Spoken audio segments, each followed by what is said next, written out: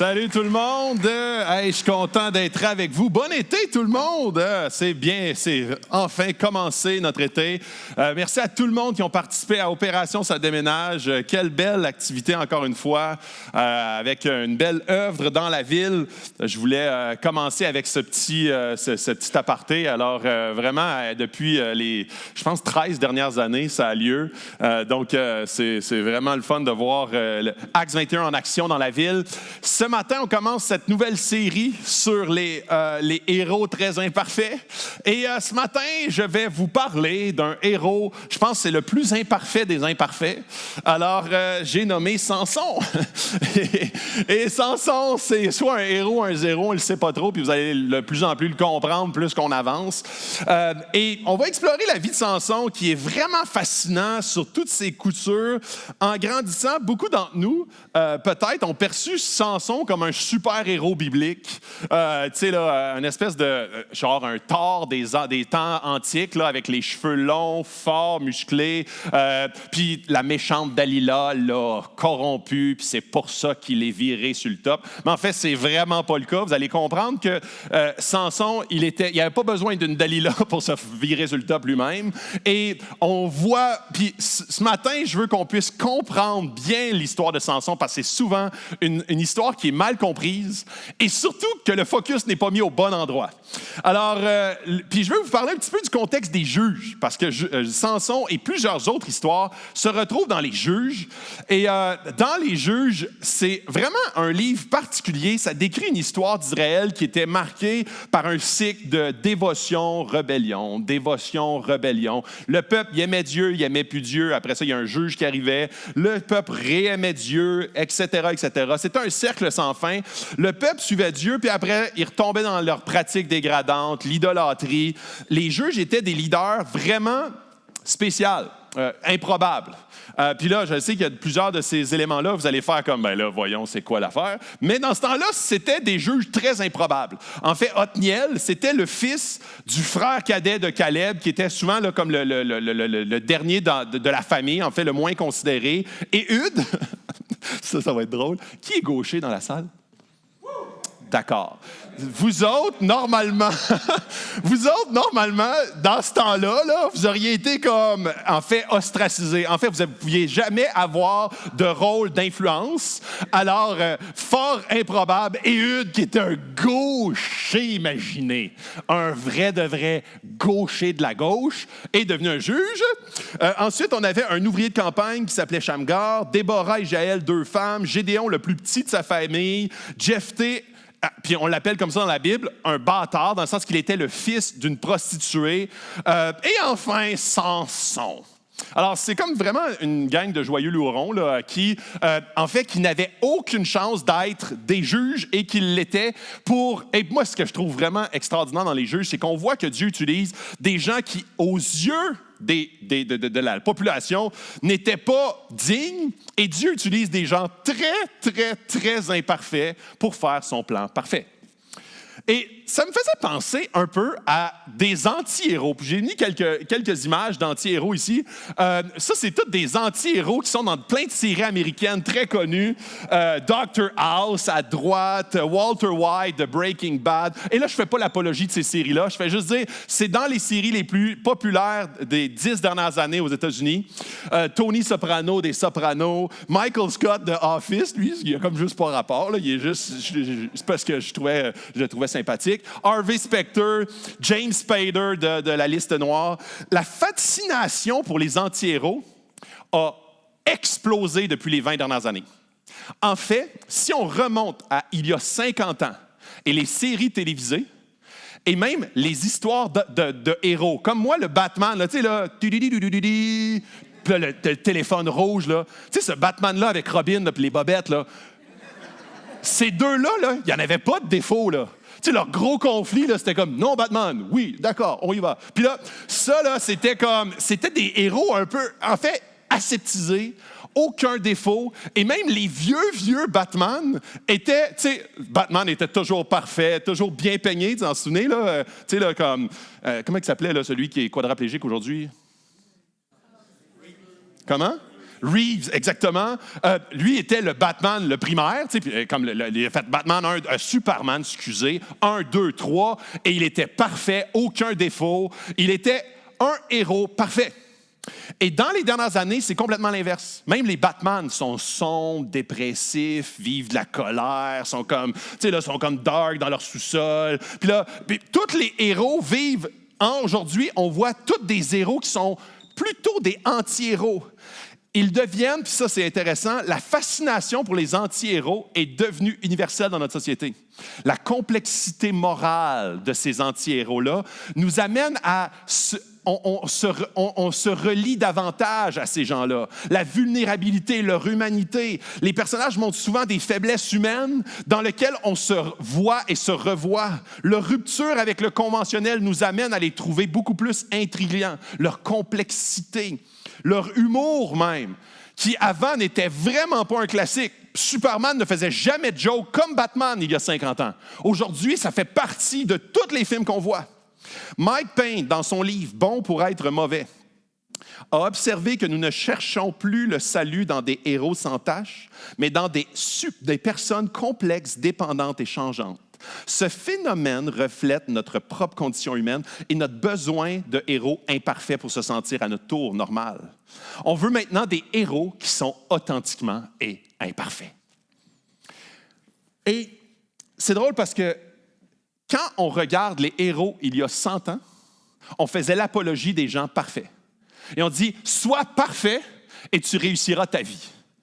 Et très rapidement, ceux qui réussissaient devenaient orgueilleux. Exactement comme dans l'Église.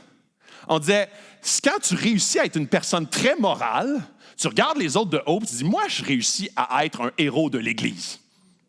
Et ensuite de ça, dans les dernières années, on a vécu un retour du balancier. Moi, je veux être juste authentique, vivre ce que je vis à l'intérieur. Peu importe si j'ai une mission, je dois vraiment y aller selon mon désir du moment. Alors, je dois le filer. Je dois être authentique. Et là, on est comme « yes ». Et ce qui est intéressant, c'est qu'on recherche à être un héros qui, au final, se répercute par étant orgueilleux ou désespéré, ou qu'on recherche à être des anti-héros, puis de dire, moi, je veux juste être comme je suis et me laisser aller au gré du vent. Les deux personnes, les deux clientèles, les deux générations, les 100 dernières années, ou même tout l'humain en général, ils ont tous le même besoin. Ils ont besoin de la seule personne, le seul héros qui s'appelle Jésus.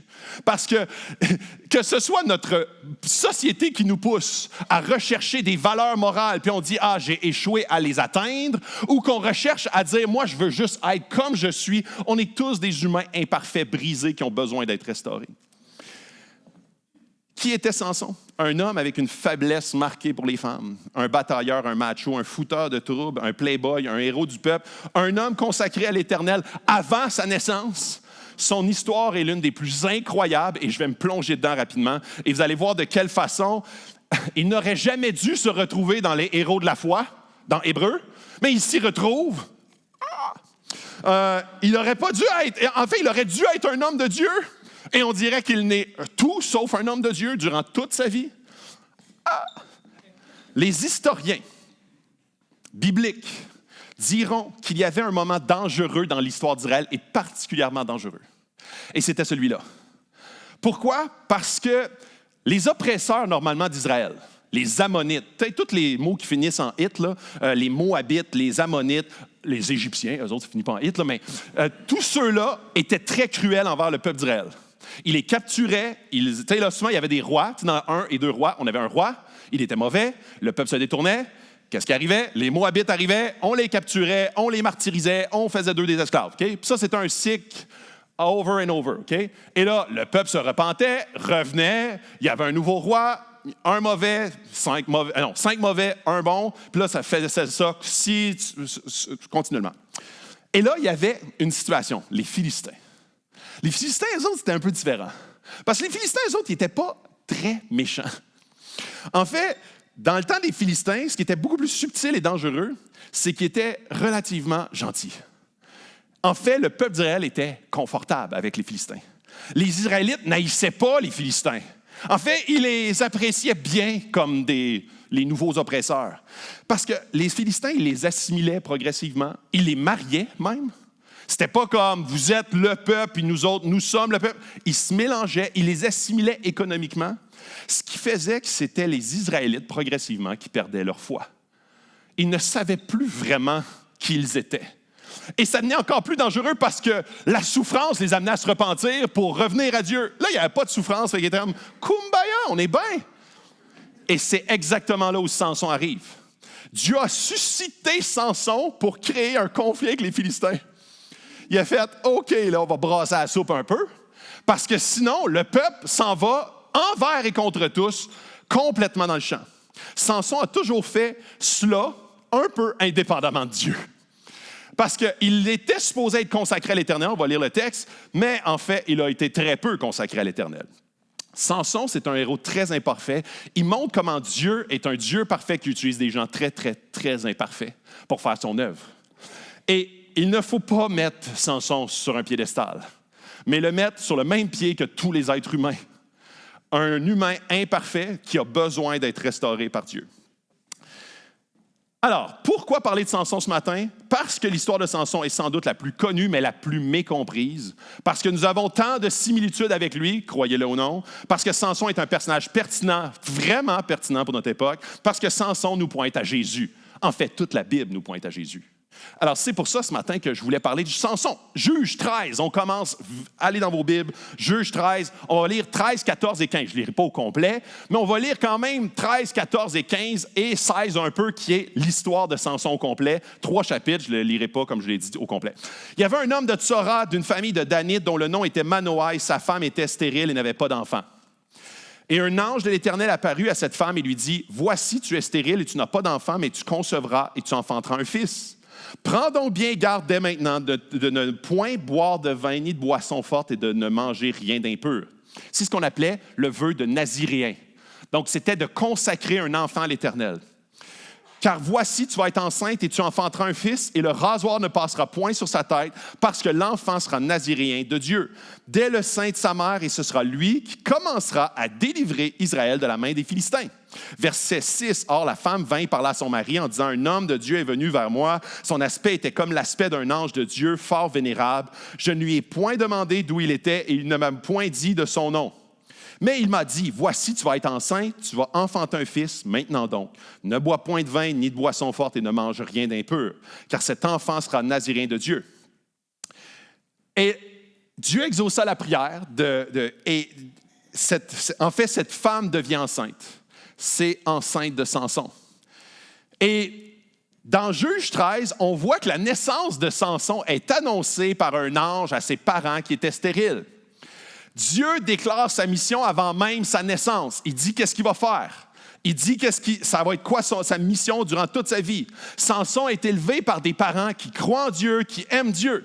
Donc le peuple était vraiment à la dérive spirituellement, mais c'est cette famille-là, non. Il craignait Dieu, il est béni par Dieu. Ils ont un enfant. Dès sa naissance, il est rempli du Saint-Esprit. Vous allez voir comment est-ce que cet aspect-là peut devenir facilement mêlant dans l'histoire de Samson. C'est vraiment intéressant de voir tous les parallèles avec la naissance de Jésus. Et là, vous allez voir comment toutes les histoires dans la Bible pointent à Jésus. Et l'histoire de Samson, malgré toutes ses imperfections, nous pointe à un meilleur sauveur, qui est Jésus. Et tout le long de l'histoire de Samson, on voit comment est-ce que Samson, qui était supposé délivrer le peuple, l'a fait d'une manière très imparfaite.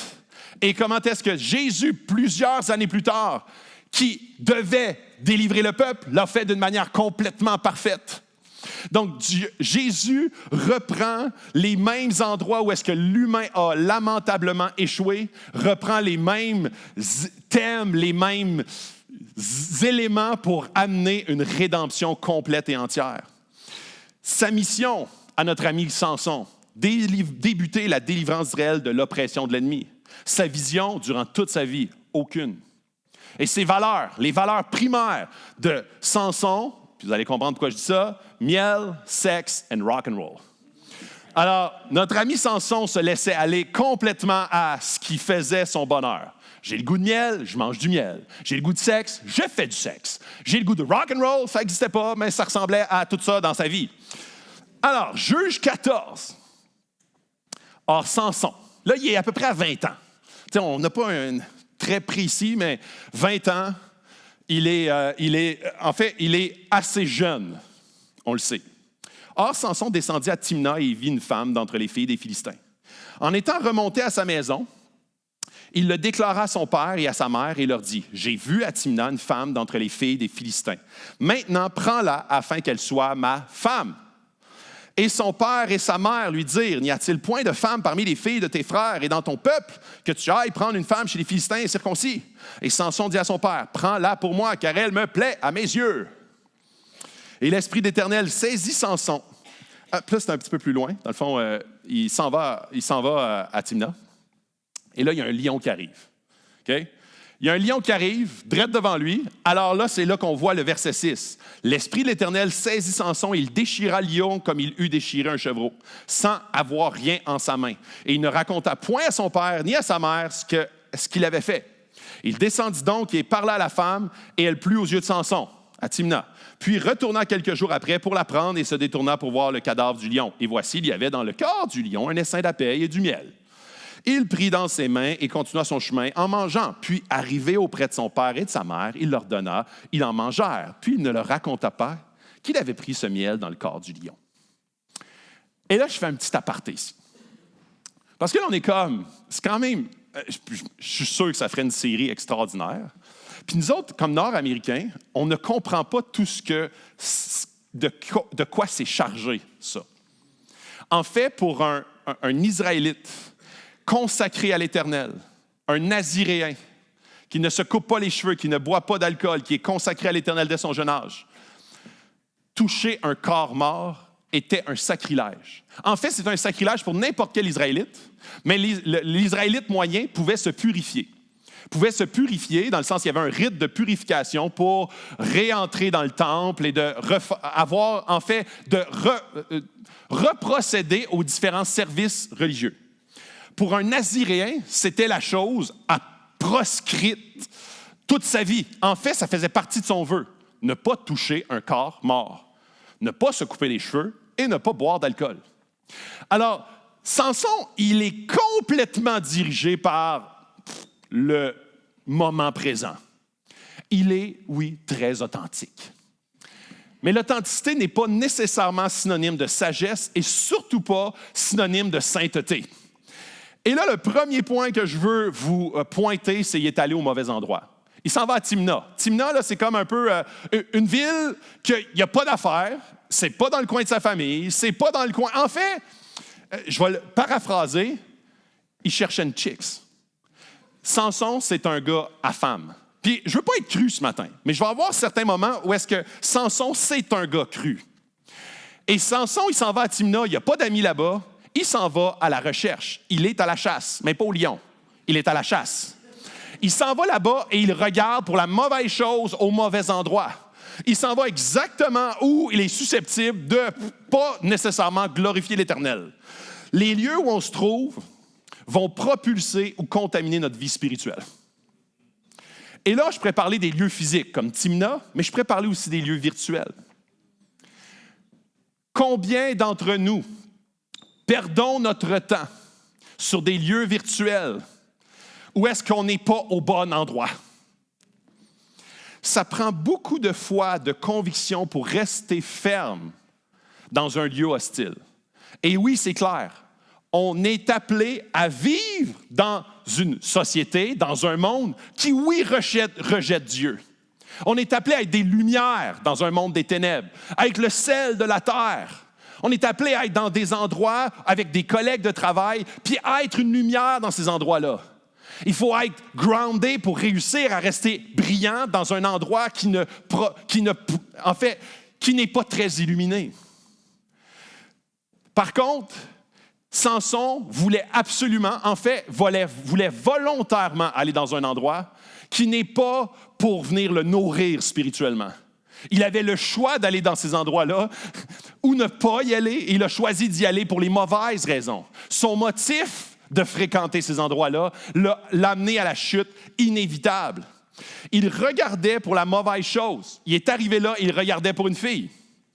Il a un compromis dans son choix amoureux. Il est gouverné par ses yeux, il est gouverné par son cœur. Et là, je suis désolé, mais il est gouverné également par son pénis. Et je ne le dis même pas en joke. Il est gouverné par une sexualité dépravée. Et Samson cherchait à Timna ce qu'aujourd'hui, plusieurs vont juste aller sur Tinder, sur le web, pour aller chercher de la pornographie, de l'érotisme, des relations malsaines. Selon le AFA Journal, 70% des gens en ce moment dans la salle, ici, dans les églises, au Québec, sont confrontés à une problématique de pornographie. Et je ne le dis pas du tout en jugement puis en voulant taper.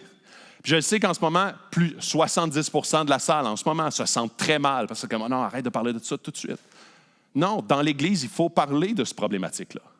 Parce que l'ennemi nous amène dans l'isolement, nous amène dans un lieu où est-ce qu'on se sent seul pour avoir la victoire dans nos vies dans l'isolement. Et pour être une lumière dans un endroit de ténèbres, il faut que tu puisses aller puiser ta lumière avant d'aller briller. Alors, puis là, je ne dis pas si il y a des personnes, les personnes, notre Église, c'est clair. Puis là, souvent, on aime ça, se mettre la tête ensemble en disant non, pas Acts 21. Les autres Églises, mais pas Acts 21. En fait, oui, Acts 21. Acts 21 a des problématiques de pornographie. Et ces problématiques-là viennent affecter nos couples, viennent affecter nos relations. Je lisais ce matin dans un journal de psychologie quels sont les impacts de la pornographie. Et c'est des psychologues non chrétiens. Une hausse de la dépression et l'anxiété. Une diminution de la juste perception de la valeur humaine. Des problématiques sexuelles au sein du couple. Des psychologues non chrétiens. Et là, après ça, on se dit, non, les chrétiens, on n'est pas vraiment confrontés à ça. Totalement confrontés à ça. Et là, souvent, on se sent isolé. Alors, on n'en parle pas. Puis on est dans un groupe connexion, puis on est comme, non, je veux juste comme paraître comme un héros moral, n'est-ce pas? On est des héros moraux, les chrétiens. On est parfaits, n'est-ce pas? Non. Et là, on dit, Samson, c'est nous, Samson. Des gens imparfaits utilisés dans les mains d'un Dieu parfait. Et savez-vous quoi? Dieu n'est même pas intéressé à attendre le jour de votre perfection pour vous utiliser. Mais il ne veut surtout pas que vous soyez dans le déni de votre besoin absolu et entier, de la communauté, de la présence de son esprit et de la repentance dans nos vies de chaque jour. Il faut en parler, il faut lutter, il faut être guéri, il faut rechercher la guérison divine et il faut continuer à lutter tous les jours de notre vie. Il rejetait, puis là, dans Juge 14, le verset 3, il rejetait les bons conseils. Ses parents disent « Hey, il n'y a pas des filles parmi notre peuple qui pourraient davantage refléter nos valeurs? » Non, mes yeux sont d'accord. Mes yeux sont d'accord, je vais dans cette direction-là. J'aime beaucoup la citation de Jackson Brown Jr. dans son livre qui s'appelle « Vivre, apprendre et transmettre », qui dit « J'ai appris que si vous donnez tout ce qu'un garçon et un cochon veulent, vous obtiendrez un bon cochon et un mauvais garçon. » Cette citation illustre comment les désirs non contrôlés, authentiques, peuvent conduire à la ruine, tout comme les désirs de Samson l'ont conduit à sa chute. Et je sais que c'est difficile en tant que parent parfois de dire la vérité, d'être ferme avec amour. Mais ce que je désire le plus, c'est pas d'avoir 3 cochons, mais 3 enfants qui aiment et suivent Dieu. Il a joué avec le feu et ses engagements spirituels, versets 6 à 10. Pour lui, la foi était plus la foi de ses parents, la foi d'un engagement de ses parents que sa propre foi. Dieu, pour lui, c'était quelque chose de théorique. C'était secondaire à sa vie. Je vois un essaim d'abeilles, du miel, et il était même prêt Il était même prêt à corrompre le désir de ses parents parce qu'il n'avait aucun respect pour la foi de ses parents. Il était incapable d'entendre la vérité. Et ça, on le voit dans le verset 11 à 17. Parce qu'il commence, il pose une énigme. Tu sais, là, il y a une fête, OK? Puis là, je ne l'ai pas lu, ce verset-là. Il y a une fête. Il y a une fête avec tous les amis. La femme de Samson se mit à pleurer. Parce que notre ami Samson, il se fait une grosse fête de mariage, un party d'1 semaine à Timna. Et là, il dit, il y a bien du monde, des jeunes gens. Il ne les connaît pas vraiment, mais il leur pose une énigme. Une énigme très difficile à répondre. Alors là, les jeunes gens commencent à essayer d'avoir de l'information auprès de la femme de Samson. Et là même, il menace même sa famille. Alors là, la femme de Samson se mit à pleurer auprès de lui et lui dit « Tu n'as pour moi que de la haine, tu ne m'aimes pas, tu as proposé une énigme aux membres de mon peuple et tu ne me l'as pas expliqué. » Il lui répondait « Je ne l'ai expliqué ni à mon père ni à ma mère. Est-ce qu'à toi je te l'expliquerai? » Elle pleura auprès de lui jusqu'à la fin des 7 jours que dura le festin. En fait, il s'amuse, il est un gamin. Elle utilise tous les stratagèmes de manipulation. Et il se laisse manipuler parce qu'éventuellement, il le dit. Il dit la réponse. Et là, c'est la débandade. Lors du mariage de Samson, là, l'énigme, plein de manières, il finit par céder. Il dit à sa femme, dans le fond, l'énigme. Les jeunes gens lui disent, le Samson, il est choqué. Puis choqué pour Samson, c'est pas choqué comme toi puis moi, tu sais. Fait que là, il en tue une couple. Ben oui, tu sais, c'est évident. Fait que là, il a tué quelques-uns. Fait que là, en vengeance, eux autres, il tue le père de la mariée. Puis, dans le fond, il tue le père de la mariée parce que le marié ne voulait pas qu'il voie sa femme, OK? Parce que, by the way, qu'est-ce qui s'est passé? Il faut que je vous dise un peu, là. Parce que j'essaie de passer quelques versets pour ne pas relire les 3 chapitres et demi, là. Et là, ce qui se passe, c'est qu'il en tue une couple. Et là, ça commence à escalader. Samson s'en va chez eux. Il s'en va chez eux pendant quelques mois. Il est frustré, bien raide. Mais après quelques mois, il revient pour retrouver sa femme. Mais sa femme, son père de la mariée, l'a donné en mariage à un de ses chums. Okay? Alors là, Samson, il est vraiment pas content. Fait que là, il est en beau fusil. Alors là, il pogne, tu sais, l'histoire des renards. Puis là, il met le feu à la queue des renards pour mettre le feu au champ. OK? Fait que là, le champ des Philistins se met à brûler parce qu'il n'est pas content. Et là, eux autres, les Philistins, ils sont comme, ouais, il est fort, fait qu'on ne peut pas rien faire. Fait qu'ils décident de tuer le père de la mariée, puis son copain. OK? Fait que là, c'est vraiment pas une super histoire. En vengeance, Samson a tué des centaines de Philistins dans ce village-là. Et voilà, on est là dans l'histoire. OK?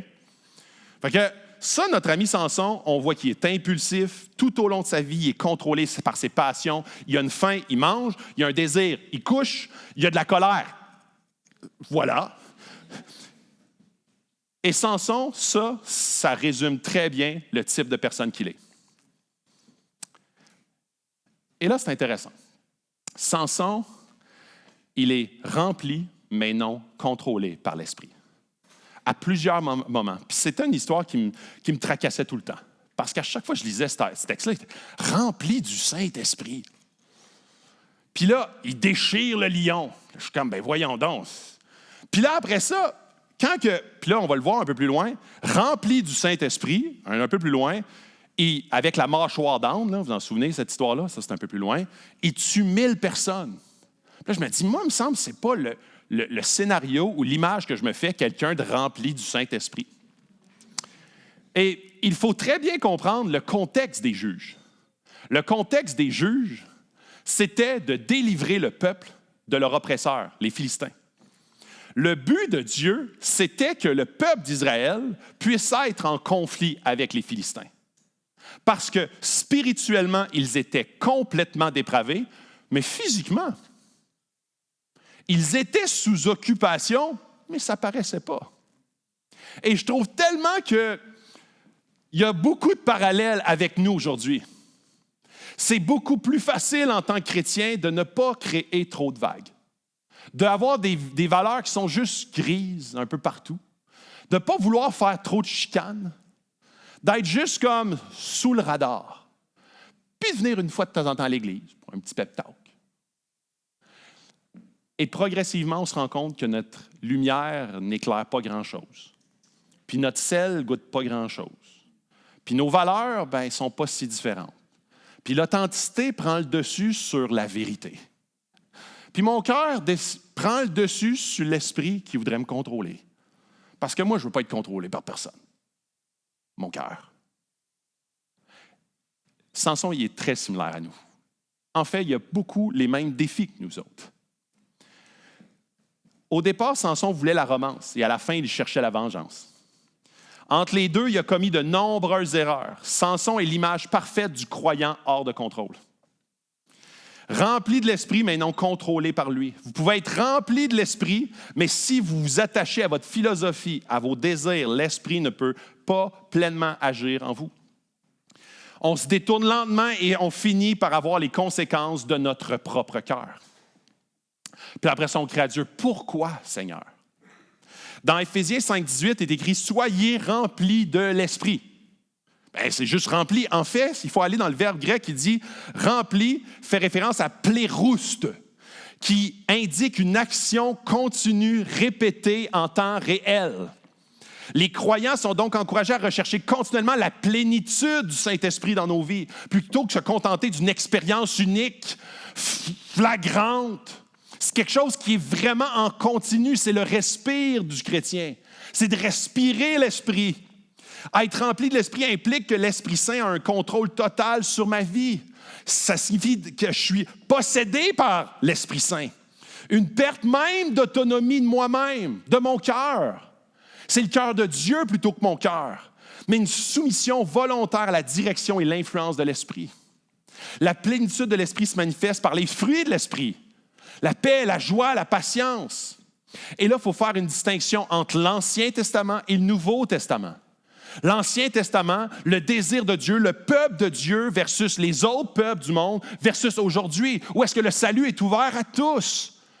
Peu importe les cultures à travers le monde, peu importe le pays à travers le monde, la langue à travers le monde, peu importe à travers les couleurs à travers le monde, peu importe à travers les différents pays du monde et les humains dans ce monde. Le salut est ouvert à tous par Jésus-Christ. Et on arrive à un verset que je veux vous lire qui dit, dans Jean 8, 32, « La vérité vous affranchira. » Quelle vérité? Et c'est la question. La vérité qui nous libère est parfois difficile à entendre et à accepter. Dans Juge 15, Samson se venge terriblement des Philistins, brûlant leur récolte avec des renards. Il se retire ensuite dans une grotte pour réfléchir, parce que là, il a vu qu'il est allé un peu loin. Ça a vraiment mis la zizanie dans le pays. Il s'en va dans une grotte. Réalisant ses erreurs, c'est un temps de remise en question et de réflexion. Et parfois, on a besoin de cette grotte-là dans nos vies. Un moment d'arrêt. Et c'est drôle parce que dans Élie, de la même façon, il avait besoin d'une grotte pour rencontrer Dieu. Dans le même cas de Samson, il avait besoin d'une grotte pour rencontrer Dieu. Puis ça me fait penser à une histoire de Thomas Costin, qui a écrit un livre biographique, The Three Edwards, les trois Édouards. Il décrit la vie de Rénal III, un duc du 14e siècle en Belgique. Et ce duc-là, il avait comme surnom Crassus, qui veut dire gros. Après une querelle avec son frère Édouard, Édouard il a mené une révolte contre son frère Crassus. Et il l'a battu, mais il ne l'a pas tué. Ce qu'il a fait avec son frère Crassus, sachant son grand appétit et son grand amour pour la nourriture, il l'a enfermé dans une petite maison, avec une petite porte. Et il y amenait des mets succulents continuellement, jour après jour. Il a dit, le jour où tu vas pouvoir passer dans la porte, qui n'était pas barrée, soit dit en passant, tu seras libre. Et notre ami Crassus est décédé dans sa petite maison, en vivant, prisonnier de son esclavage, de sa propre folie dans sa petite maison, incapable de sortir. Il avait la vérité devant lui, mais incapable de l'appliquer et qu'elle puisse devenir quelque chose qui le sauve de lui-même dans sa vie. Souvent dans nos vies, on reste prisonnier de nos esclavages, des péchés de colère, d'amertume qui nous rongent, qui nous gardent captifs, qui détruit l'Église, qui détruit même avec de la division au sein même de l'Église, au sein même de nos couples, de nos relations. La vérité nous rend libres lorsqu'on comprend la vérité et on l'applique. Lorsque cette vérité passe du cerveau au cœur pour devenir active dans nos vies. Souvent, on a besoin d'une grotte pour s'arrêter et de demander à l'Esprit, viens faire un ménage dans mon cœur. J'ai besoin de ta visite. J'ai besoin que tu viennes me visiter profondément pour mettre en lumière ce qui ne vient pas de toi. Et là, on arrive à un moment dans la grotte, une période de réflexion, de remise en question.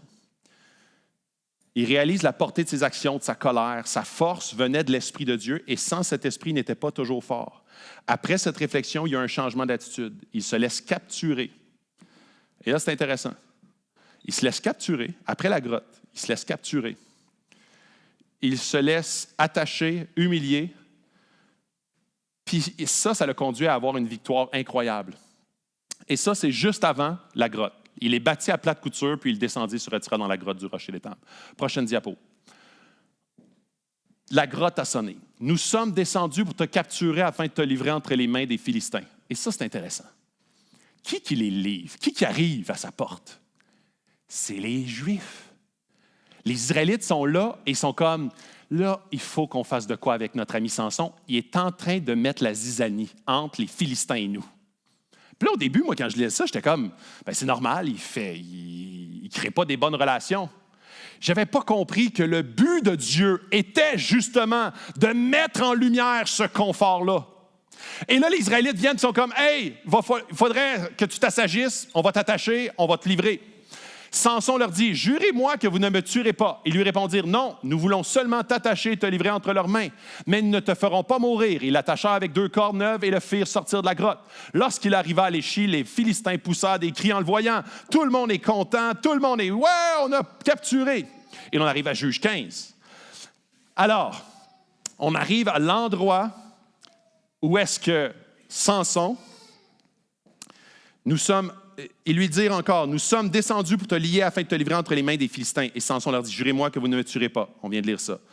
Ayant trouvé une mâchoire d'âne, juste là, il y a 3000 hommes devant lui, toute fraîche. Il étendit la main, la prit et en frappa 1000 hommes.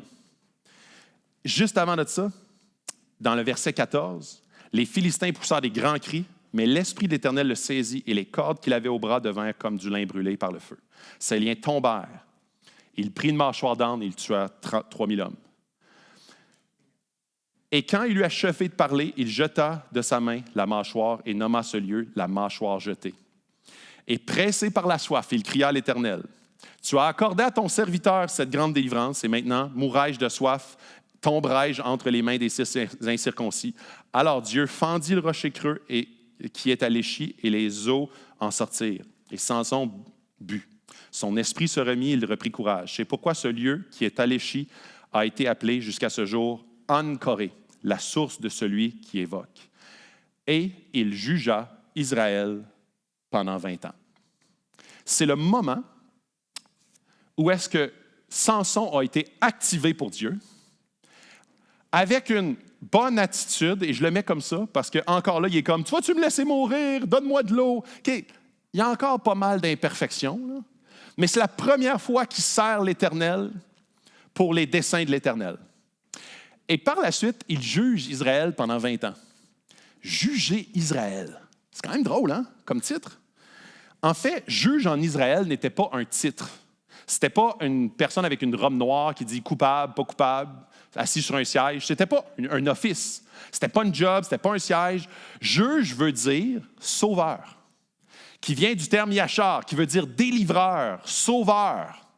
Quand Israël est en captivité, Dieu a suscité des gens pour les sauver de leurs oppresseurs qui soit étaient méchants et dans ce cas-là, qui étaient gentils.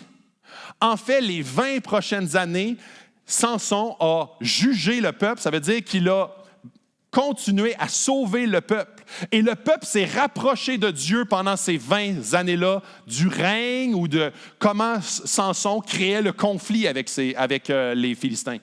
Samson, malgré son ego, sa folie, son instabilité émotionnelle, son immaturité, sa testostérone, dans le tapis, Dieu a sauvé son peuple à travers lui, l'a utilisé.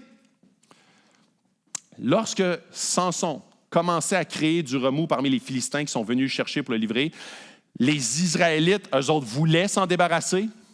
Les Philistins voulaient s'en débarrasser. Dieu voulait l'utiliser pour amener une délivrance de son peuple spirituel.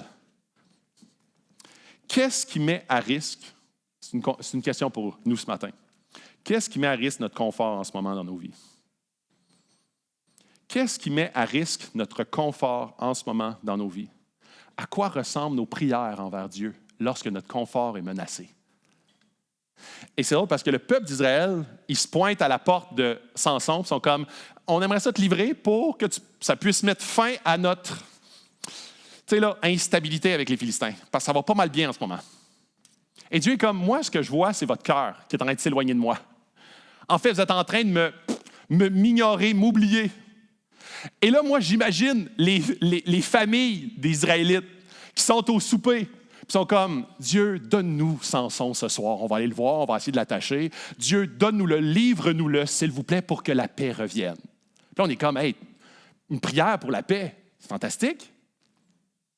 Mais Dieu, ce qu'il veut, c'est ton cœur. Il veut le cœur des Israélites. Il ne veut pas être seulement la bonne de service. Dieu ne veut pas dire juste, je vais amener votre confort, je vais amener votre tranquillité. Et ainsi, vous allez pouvoir avoir des idoles, vous allez pouvoir vous éloigner de moi, et éventuellement, vous ne me connaîtrez plus du tout. Dieu suscite des juges en Israël pour ramener son peuple à son cœur. Et là, on arrive dans la partie finale de Samson. On arrive à la crise de la quarantaine. Ça fait 20 ans. Crise de la quarantaine, cinquantaine, doit être dans ce bout-là. À Gaza, Samson prend de mauvaises décisions. Il retombe dans les mêmes patterns.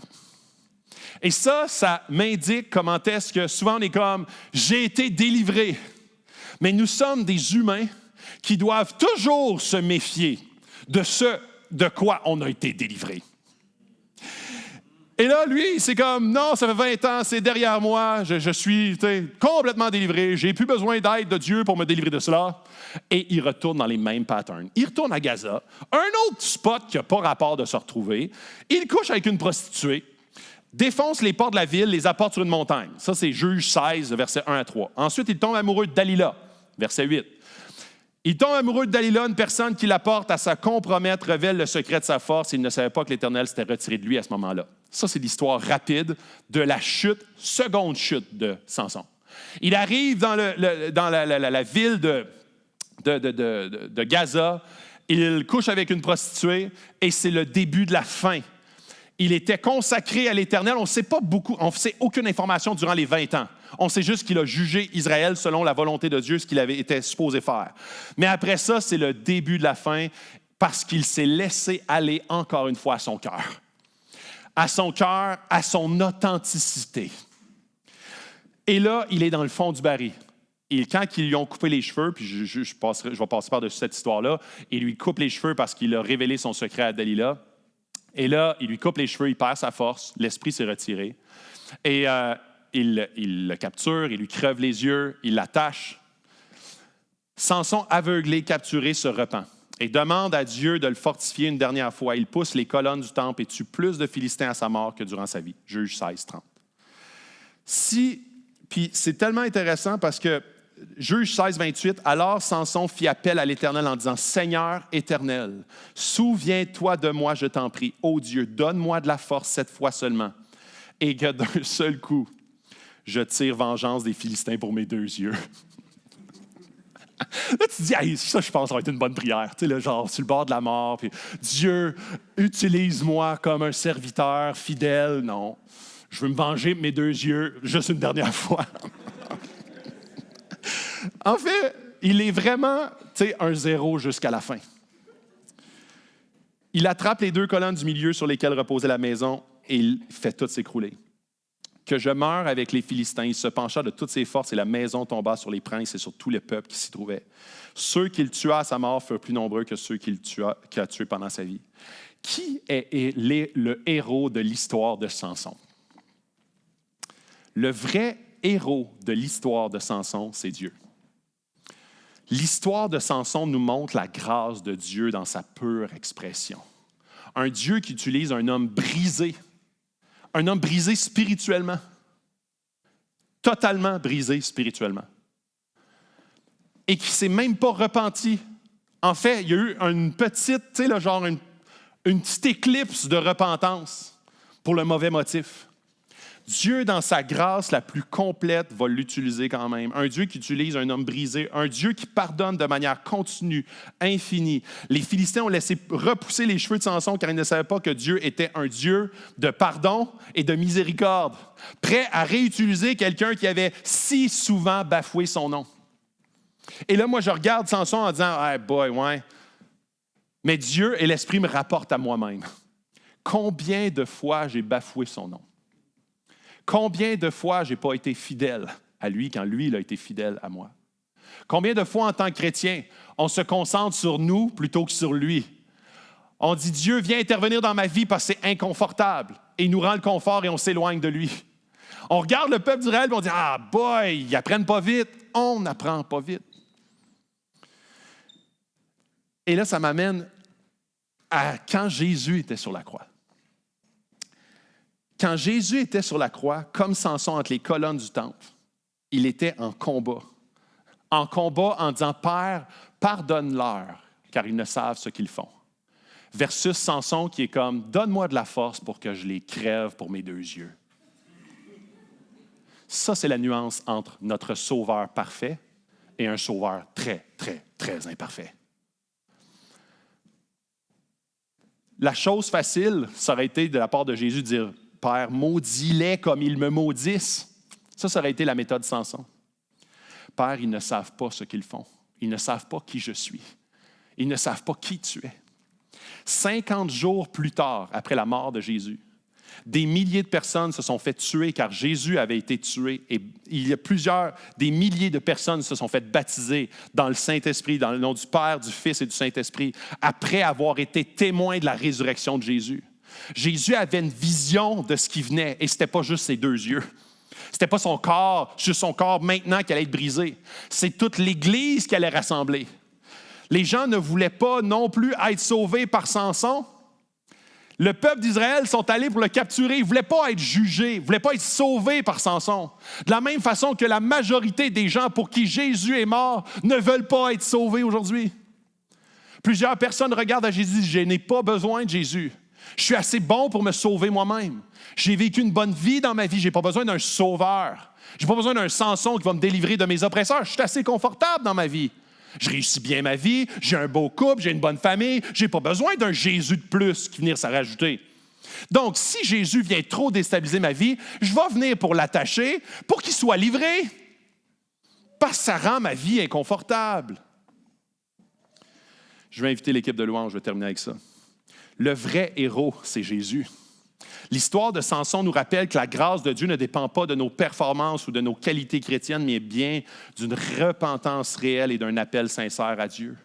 Même si notre dernier souffle après une vie de cafouillage, dans Juge 16, 30, Samson s'écrit « Laissez-moi mourir avec les Philistins ». Prononcez ces paroles à haute voix, de la manière dont vous imaginez que Samson les a prononcées. Maintenant, remplacez les Philistins par votre nom. Imaginez que c'est Jésus disant les mêmes paroles qu'il a priées dans le jardin de Gethsémane. Laissez-moi mourir pour les gens que j'aime. En quoi le ton est-il différent? Le ton est différent parce que Jésus le fait par amour, par sacrifice ultime. Seulement les personnes qui voient et se reposent en ce que Jésus a fait te permettent de te reposer en son œuvre. Parfaite et non dans nos efforts du quotidien. À chaque fois que je vois, que je regarde à ma vie et je regarde comment est-ce que je dois devenir plus un héros ou plus je peux être un anti-héros, les 2 trajets me conduisent à la ruine. Quand je regarde à Jésus qui est le héros ultime et qui a gagné la victoire ultime, je n'ai plus besoin de performer ou de sous-performer et de justifier cette sous-performance. J'ai juste besoin de m'appuyer sur sa performance à lui. Le seul héros parfait est Jésus qui a tout accompli parfaitement pour que je puisse être sauvé. Une vision de Jésus-Christ qui éventuellement me rend humble. me rend humble parce que je peux arriver et dire, utilise-moi pour ce que, à cause de toi, tu peux m'utiliser pour ce que je suis, ton disciple, ton outil. Dieu utilise plein de personnes brisées. Tu n'as pas besoin d'arriver à la perfection, tu n'as pas besoin d'arriver à un certain standard ou à un titre. Dieu peut t'utiliser aujourd'hui même. Ce qu'il veut, c'est des cœurs disposés. Si tu avoues ton manque de tout et ton besoin de tout, Dieu commence à travailler dans ta vie malgré tes manques et tes lacunes. Si on est capable de voir notre besoin, nous devenons un outil pour être une arme de destruction massive dans le monde des ténèbres. S'appuyant sur la force et la puissance du Saint-Esprit qui nous habite. Il est mon champion, je puis tout par celui qui me fortifie. Tu te battras dans la nouvelle manière de l'Esprit. À être dirigé par l'Esprit, à être à l'écoute de l'Esprit pour être soumis à l'Esprit. Dans Romains 12, il est écrit « Vaincre le mal par le bien ». Ça, c'est la nouvelle manière de lutter que Jésus a instaurée. Samson, c'était vaincre le mal par le mal. Ils m'ont fait du mal, je leur fais du mal. Jésus a dit non. Ma nouvelle manière, ce sera de vaincre le mal par le bien. Parce que c'est exactement ce que j'ai fait à la croix. Je suis mort et j'aurais pu les détruire. J'aurais pu détruire mes détracteurs d'un claquement de doigts. Mais mon souhait et mon désir, c'était d'écraser la tête de l'ennemi spirituel et non pas de ses ennemis physiques. C'était de réconcilier l'être humain avec Dieu le Père. Ne te laisse pas vaincre par le mal, mais sois vainqueur du mal par le bien. Si quelqu'un te blesse, comme dirait Jésus, si tu regardes à Jésus dans cette situation, tu sais ce qu'il pense de toi, alors tu ne veux pas te faire justice toi-même. Pardonne-leur parce qu'ils ne savent ce qu'ils font. Samson, toute sa vie, il a rempli le monde de cadavres, de corps morts. Mais Jésus, lui, par sa mort, il a rempli le monde avec son corps, le corps de Christ. Et ça, c'est l'Église. L'objectif central de la vie de Samson était de remplir le monde de corps morts pour ramener son peuple à Dieu. Le but ultime de Jésus était de mourir pour réconcilier tout être humain qui met sa foi en lui avec Dieu pour composer le corps de Christ. Et ça m'amène à un verset dans Éphésiens qui est ici, qui dit « Toute puissance, il l'a déployée en Christ quand il l'a ressuscité et l'a fait asseoir à sa droite dans les lieux célestes. Au-dessus de toute domination, de toute autorité, de toute puissance, de toute souveraineté, de tout nom qui peut être nommé, non seulement dans le monde présent, mais encore dans le monde à venir. Il a tout mis sous ses pieds, il l'a donné pour chef suprême à l'Église qui est son corps, la plénitude de celui qui remplit tout dans tous. C'est Christ. Le corps de Christ, Dieu l'a élevé pour le mettre sous tout. Dieu a élevé Jésus pour mettre tout sous ses pieds. Quand tu vains un ennemi, normalement, tu le tues, tu le bats ou tu le frustres, mais il y a un meilleur moyen que celui-là. Avec l'épée de sa grâce, Christ ne remplit pas le monde de corps morts, mais de corps de Christ. L'Église, bien en vie et en action dans la ville, en action dans nos vies, dans les couples. Christ détruit ton inimitié, la colère, ton conflit avec Dieu par sa grâce pour faire de toi un ami éternel. Si tu penses que le christianisme te dit d'être plus comme Samson ou l'inverse de lui, ou de dire résiste à Dalila, fais pas ci, fais pas ça, et Dieu t'acceptera, c'est l'inverse. Dieu te dit, mets ta foi en Christ, mets ta foi en Jésus, laisse-toi diriger par l'Esprit.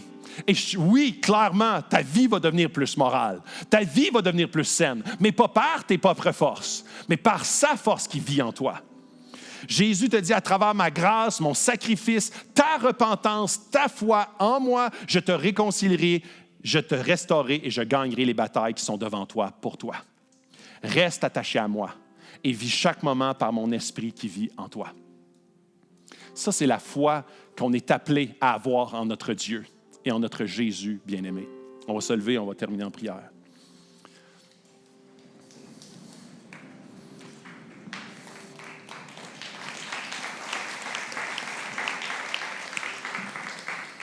Oui, Jésus, merci pour ton sacrifice parfait à la croix. Tu es ce Dieu qui a tout accompli pour que moi, je puisse avoir accès au ciel. Je puisse avoir accès à tes bénédictions, à ton Esprit Saint. Dieu rend notre Église plus semblable à toi, plus amoureuse de toi. Tu es notre Sauveur parfait et tu nous as montré la voie parfaite. Alors Dieu, ce matin, on veut te donner la gloire, on veut t'adorer, on veut, Seigneur, t'entendre, entendre ta voix. Et on veut que tu viennes, Seigneur, continuellement nous montrer dans nos cœurs ce qui ne t'appartient pas. Sonde-moi, ô Dieu, et connais mon cœur. Regarde si nous sommes sur une mauvaise voie et conduis-moi sur le chemin de la vérité.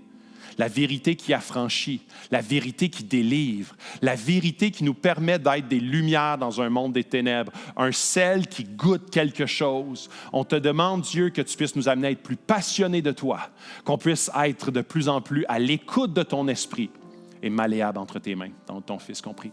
Amen.